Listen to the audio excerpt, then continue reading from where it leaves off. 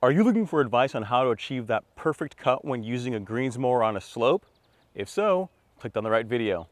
Coming up, I discuss the 3 most important things you need to get absolutely right to get the best possible result when using a greens mower on a slope.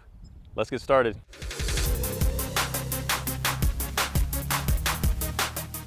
Hello YouTube. Welcome to Project Golf Course Lawn Season 5. So you've got your greens mower and you're trying to get a good result on a slope. Now, in order to do that, there's really 3 things you need to get right. The first is ensuring that the slope is as level as possible, as smooth as possible. So one thing you'll notice on my lawn, and it kind of sticks out, is all the sand that's on it. And the reason for that is that I recently top dressed my lawn. If you guys are interested in seeing the footage behind that, the story behind that, I'll have some cards linked that you can take a look at. But the idea behind top dressing your lawn and making sure that surface is as smooth as possible is that you're taking out any of the dips or the low points or any of those areas that are going to cause the mower to dip or somehow become uneven on the surface. That's going to promote scalping. So you're not trying to necessarily change the grade, but you're just trying to make sure that the grade that you do have is as smooth as possible. So top dressing or having a smooth surface is an incredibly important aspect of getting a good cut on the slope. So as you guys can see, I'm about, I think this is 14 days or so outside of top dressing, just 2 weeks after top dressing. So the lawn is still growing in, but it's good enough for me to make a video showing you guys this. So the first thing, make sure your slope, your surface is as smooth as possible. The second thing that you need to get right when it comes to using a greens mower to get a good result on a slope is cutting height. Now, when you're using a mower like this on a flat surface, kind of like my back lawn, you can take it way down. So I can cut my back lawn as low as 0.4, 0.45, and still get a reasonably good result. That is not going to work on a slope. The reason for that is I'll show you guys. So even if we can get the slope fairly smooth from top dressing, let's say this actual incline part, we can get that relatively smooth from top dressing, there's always going to be like a radiused area here, like where the slope blends into the sidewalk. And if I come up here, where the same thing happens, where the slope crests and it kind of levels off as it connects to the rest of the sidewalk, right? So on those parts of the lawn, that is where the mower is more likely to scalp. So you're gonna have to raise the height of cut up a bit. Now I've played with this quite a bit, and with my Greenmaster 1600, the height of cut that works well, that produces a nice even look, nice low cut cropped look to the surface, but still doesn't scalp, is 0.70 on the bench height. So if I take you guys in here on the mower, you're not gonna be able to tell this, but like not having it set up as low as possible is what's going to get you the best possible option for getting a good result on this surface. So the next thing is, second tip, mow a little bit higher, just a touch higher. In my case, 0.70, which results in like a 0.55 to 0.62-ish, somewhere in there, actual height of cut. So remember, the 0.70 bench height results in about a 0.55 to 0.62, somewhere in there, height of cut. The third thing is mowing pattern. So the pattern that I do whenever I mow, use my Greensmaster on a slope, is to mow diagonally. So there's 3 different ways you can mow your lawn, really, right? When you're talking about when it comes to as far as your mowing pattern. You can mow lengthwise, you can mow up and down, like so, or you can split the difference and mow diagonally. And really, for a slope, mowing diagonally is really the only option that's going to produce a good result. Here's why. If we take a look at the mower, so right now it's on a slope, it's leaning this way. So this is the low part of the mower, this is the high part of the mower. If I mow the entire lawn lengthwise, even though the Greensmaster is a heavy mower, it might be showing up on camera, but you can even see here, guys. I'll get in here a little closer.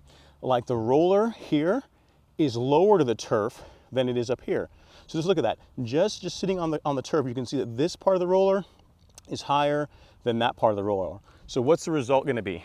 If I mow the lawn like that, this right side of the mower is going to cut lower than the left side, than the high side. So that's why really mowing lengthwise, if you're just scalping the lawn, you don't really care, there's no problem. But if you're looking for an even cut, that's just not going to work.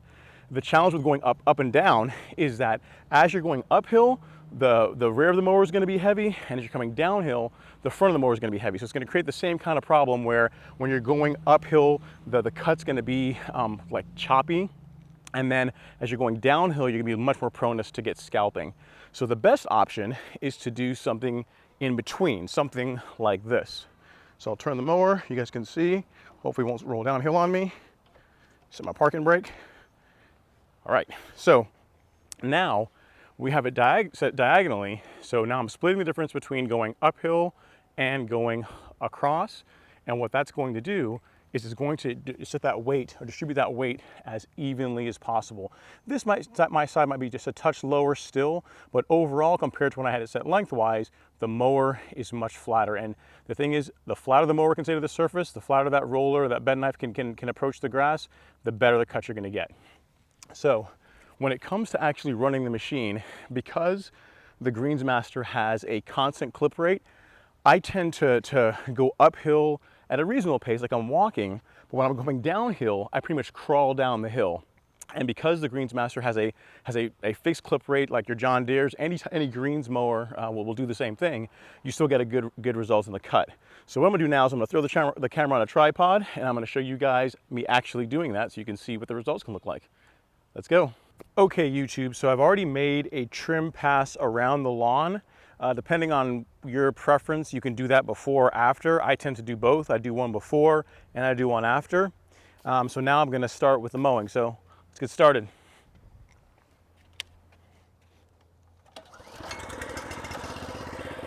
So what you guys are gonna see is, as I get going through doing this, how I'm gonna vary the cutting speed. So we'll start out making a pass up, turning it off, and coming back this way,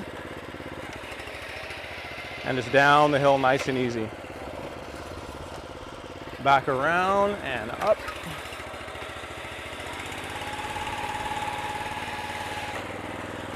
So you saw how I went a little faster coming uphill. Now as I'm going down the hill, I'm gonna throttle back a little bit and just let the mower kind of walk down the hill, kind of crawl down, disengage, and then going uphill, a little bit more throttle.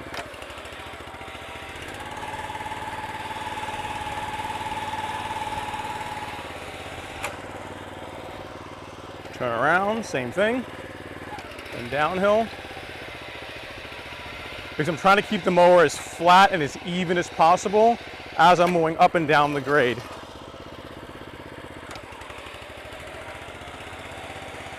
Just like this.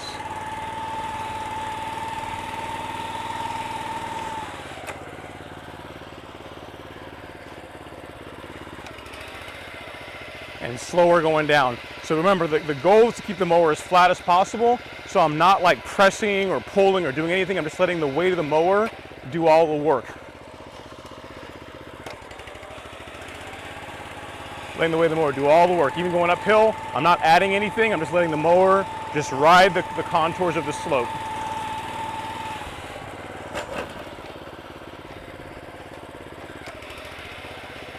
And a little slower coming down. Kind of what you're seeing, like just literally I'm just guiding it. The weight of the mower is doing all the work on the cutting. Disengage, flip around. A little more throttle going uphill. And you guys can see the Greensmaster does a pretty good job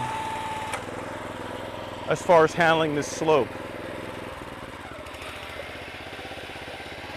Pretty good, not bad. Now, one thing that you will notice is that if you have one of the other style mowers, like my True Cut or the McLean, that style that has like the tractor wheels, those types of mowers, when the grass is wet, will do a little bit better. Like I typically wait until the turf is drier before I mow it with the Greensmaster, just to prevent any kind of sliding or slipping. But as you can see, it handles the slope just fine. A little bit slower going downhill, just let the weight of the mower do all the work. I'm not trying to push it or move it around or press it into the surface. And then going uphill, same thing. Same result.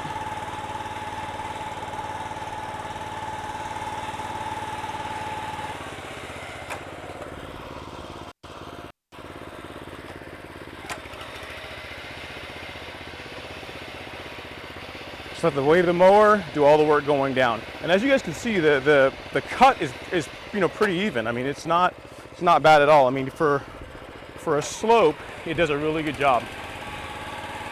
This is the steepest part of the slope, And as you guys can see, I'm having to guide it a little bit, but overall it's doing a really good job. Like one-handed, it's cutting just fine. Same thing going down. I'm gonna make sure that I'm throttled back and just let the weight of the mower do the work coming down. I'm not really pressing into it, just let it do its thing.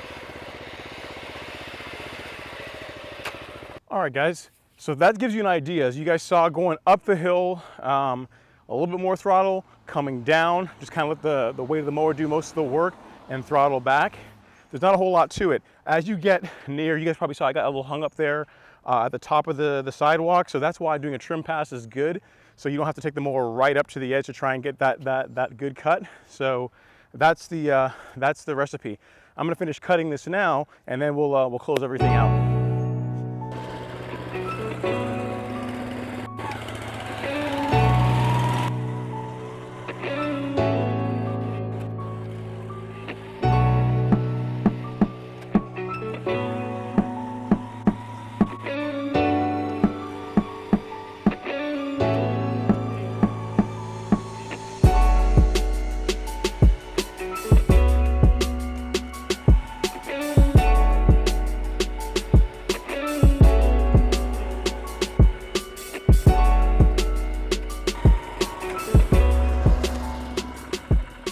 Okay, YouTube, so let's take a look at those results. Overall, you can see the quality of cut is really good. In my opinion, it's fairly smooth. One thing you'll notice, now, depending on how discerning your eye is, look at this pass where the mower was coming downhill, coming towards us.